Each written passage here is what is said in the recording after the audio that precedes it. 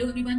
तो एक बार फिर से नए वीडियो के साथ में आप सभी का स्वागत है। तो एम्स सीआरई का जो एग्जाम हुआ है उसके बारे में हम लोग यहाँ पर बात करने वाले हैं। तो बहुत सारे बच्चे इस चीज को लेकर बहुत ज्यादा टेंशन में है कि क्या ये एग्जाम जो हुआ है वो एक तरह का स्कैम है या फिर कोई अफवाह है झूठी। तो इस बारे में हम लोग आज डिस्कस करने वाले हैं। प्लस हम ये भी जानेंगे कि नेक्स्ट जो आपका एग्जाम मई के अंदर अप्रैल में होने वाला है तो उसके लिए आपको क्या करना चाहिए। तो डिस्कस करते हैं हम पूरे डिटेल इसके अंदर। Let's start. सबसे पहले मैं बात करूंगी कि पहली बात आप सभी को मालूम होगा जो भी एग्जाम जिन्होंने पहले दिया है, एम्स जो भी एग्जाम कंडक्ट करवाता है उसका पेपर ऑलवेज अनप्रेडिक्टेबल होता है। क्लियर है? तो हमेशा पेपर ऐसा ही आता है जो हम सोचते ही नहीं है। हालांकि इस बार जो एग्जाम का पैटर्न है वो उन्होंने एक ही सब्जेक्ट से और सिर्फ 2 टॉपिक से पूरा पेपर उन्होंने बना दिया।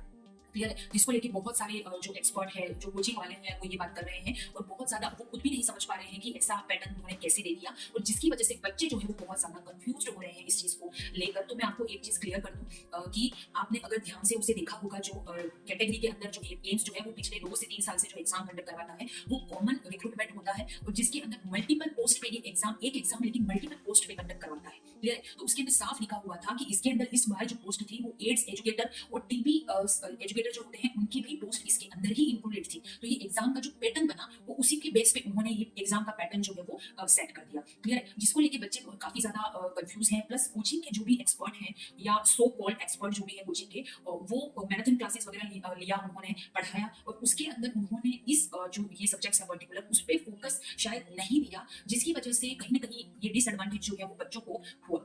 क्लियर? हालांकि आपको ऐसा नहीं सोचना है कि एग्जाम ऑलवेज अनप्रेडिक्टेबल होता है तो हम अपनी पढ़ाई को बंद कर दें या एग्जाम आपको नहीं देना चाहिए, तो ऐसा बिल्कुल भी नहीं करना है आपको।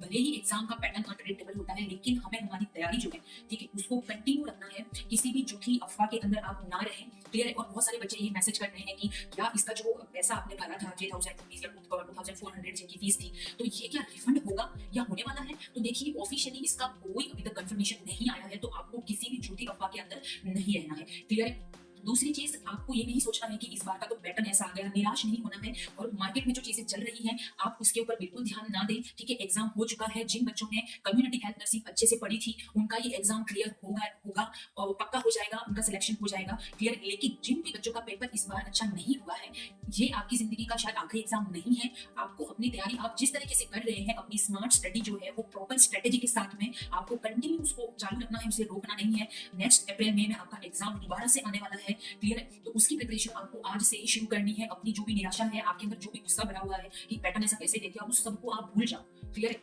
It's a totally waste of time है आपका, इसीलिए आप अपनी पढ़ाई पे फोकस करो। मैं अपनी तरफ से यही कहना चाहती हूँ आपको। क्लियर है? तो एग्जाम आपका नेक्स्ट जरूर क्लियर होगा। एट द एंड आपको ये जो अगर आपको मैंने जो मेरे द्वारा दी गई जो इन्फॉर्मेशन है वो आपको इन्फॉर्मेटिव लगी हो तो इस वीडियो को लाइक, शेयर और कमेंट जरूर करना है और ज्यादा से ज्यादा शेयर भी करें।